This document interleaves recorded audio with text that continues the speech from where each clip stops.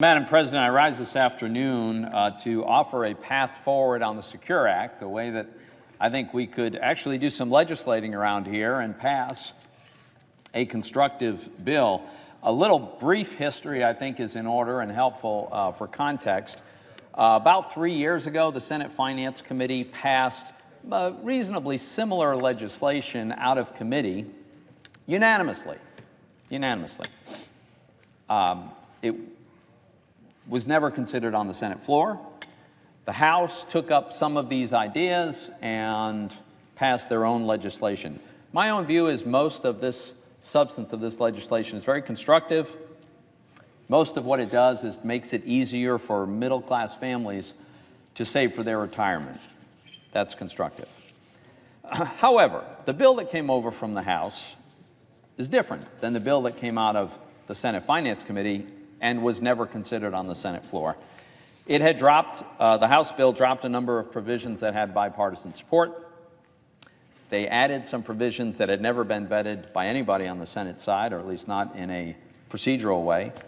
And there's a proper way to resolve these kinds of differences, and that is to put this bill on the Senate floor, to open it up for amendments, and allow the Senate to work its will. The Senate will almost certainly pass some version, probably very similar to the House bill, and then we iron out whatever little differences there are. This is the way we legislate. And that's what I'm suggesting that we do today. To do otherwise would to treat this body as just a rubber stamp for the House, and that's not the purpose of having two legislative bodies.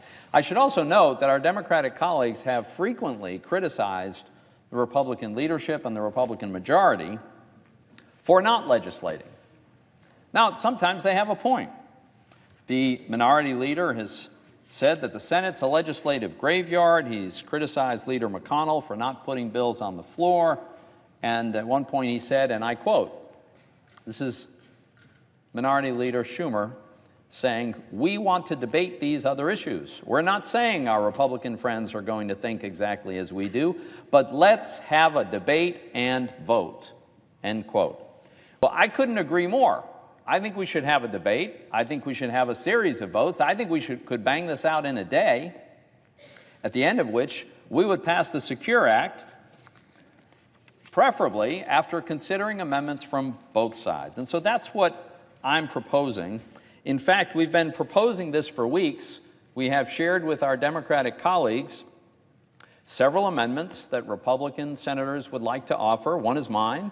I have other colleagues that would like to offer them. We have been asking our Democratic colleagues for their list of amendments. What things would they like to do? What amendments would they like to consider? We have restricted our amendments to those which affect the tax code. We've suggested that they do likewise. And amazingly to me, we haven't heard a single suggestion yet from our Democratic colleagues.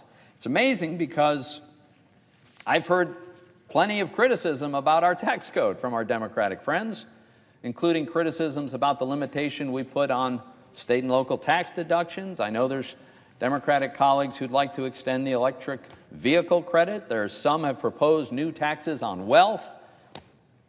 Chairman Wyden has a proposal to put a tax on unrealized mark-to-market gains on assets. I mean, there's a long list of ideas that we've heard from the other side. This is the opportunity to have some votes, to find out whether and to what extent there's support for these things. We, on our side, we're willing to vote. Every Republican senator is in favor of this proposal that I'm going to suggest in a few moments, whereby we would have a specific amendments on our side, and we'll allow the Democrats to have an equal number on their side. I don't know what could be more reasonable than this approach. My amendment, just quickly, is an amendment to fix a technical drafting error in our tax reform. It's called the QIP, is an acronym that's used for it. It stands for Qualified Improvement Property. And here's the problem. Due to a drafting error, businesses are now forced to recognize the cost of improvements over a long period of time rather than to expense them in the year in which the expense occurs. It was a drafting error. Everybody acknowledges it was a drafting error and it was unintended. And 13 of my Democratic colleagues are co-sponsors of my legislation to fix this. Every Republican senator supports fixing this error. That's 66 senators right there. So I'm not asking for a guaranteed outcome, just asking for a vote. Let's have a vote on it. And I have other colleagues that would also like to have votes on their amendments. And as I said, our proposal is that the Democrats pick an equal number of items that are important to them. And let's have votes on those. That would look a lot like legislating. It'd be good to get back to legislating.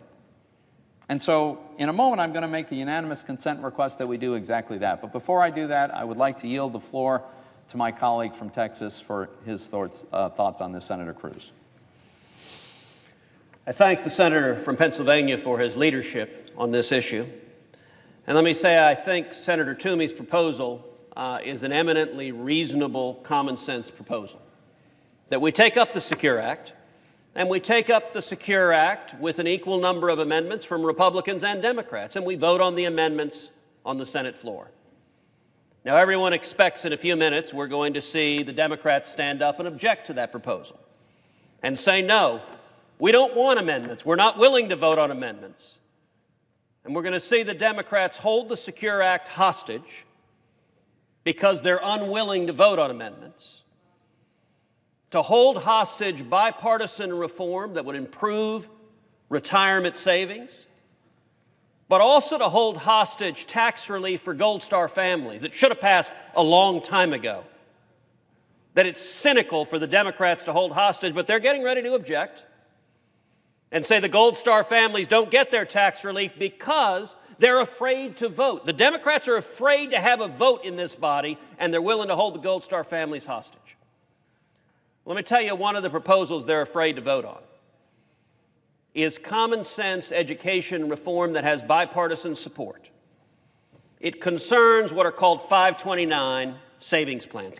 529 savings plans are immensely popular tax-advantaged savings plans. Over 18 million Americans use them right now.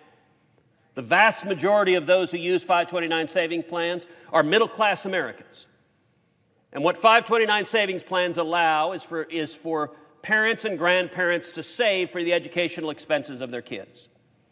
In 2017, as part of the tax reform, I introduced an amendment to expand 529 savings plans, not just to college, but to K through 12 education. The Senate took up that amendment, and it became the only amendment that the Senate adopted on the floor of the Senate that added anything to the tax cut. And it passed this body about 1 in the morning by a 50-50 vote with the vice president breaking the tie, and it became the most far-reaching and significant federal school choice legislation that has ever been enacted, benefiting up to 50 million school kids across this country. That legislation is already done. That's actually not what this fight is about. That fight was about expanding 529s to K through 12 education. The American people won that fight, and the Democratic opposition lost that fight.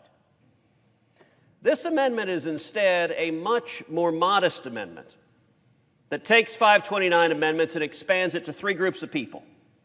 Number one, kids with disabilities. To allow parents and grandparents of kids with disabilities to use 529 to save for those kids with disabilities, to save for educational therapies, to save for the assistance, the additional assistance those kids with disabilities need. That is an eminently common sense proposition. Number two, it allows homeschooling families to participate in 529 savings plans. In 2017, the Democrats cruelly carved out of 529s both kids with disabilities and homeschooling families. There's no reason kids with disabilities should be discriminated against by Democrats in this body. There's no reason homeschooling families should be discriminated against by Democrats in this body. But the third group of people that it benefits are public school students. Because what this amendment says is that parents and grandparents that have kids in public schools can use 529s to pay for additional educational expenses. That means they can use 529s to pay for standardized test preparation. That means they can use 529 to pay for tutoring costs or whatever additional educational expenses they have above and beyond their public schooling. This would benefit potentially every child in public school today. Now, Madam President, we may see the Democrats suggest that voting on this is somehow partisan or divisive. Well, the nice thing is we know, as an absolute fact, it is not. Why do we know that? Because my amendment expanding 529s for kids with disabilities, for homeschoolers, and for public school students, my amendment was taken up in the House Ways and Means Committee, and it was adopted. Madam President, this is important. It was adopted in the House Ways and Means Committee unanimously. That means every single Republican on Ways and Means voted for it, and every single Democrat on Ways and Means voted for it. The Democratic chairman of the House Ways and Means Committee voted for this 529 reform. It was unanimous, bipartisan, common sense reform. Unfortunately, what happened after that is when the bill left Ways and Means and went to the House floor, some political leaders at teacher unions got upset, and Speaker Pelosi did essentially a drive-by shooting and took the provision out on the floor. Now, here's the part that's particularly ironic. Do you know the single biggest monetary beneficiary of the 529 reform that I'm asking for a vote on? The single biggest monetary beneficiary would be public school teachers. Why is that? Because it would allow public school students and their parents to save in 529's accounts to pay for tutoring. Well, who do you think those parents are going to hire to tutor their kids in public school but other public school teachers? So we're literally talking about millions of dollars for public school teachers that you're about to see the Democrats block. And Madam President, I would speak to the members of the press corps. Just once, I'd like to see the press corps ask a Democrat, why are you blocking relief for parents and for children with disabilities? Why are you discriminating against homeschool kids? And why are you hurting public school teachers and stopping public school students from being able to get tutoring and test preparation? And it's worth noting that Senator Toomey's proposal is not even that this proposal be adopted. It is simply that we vote on it.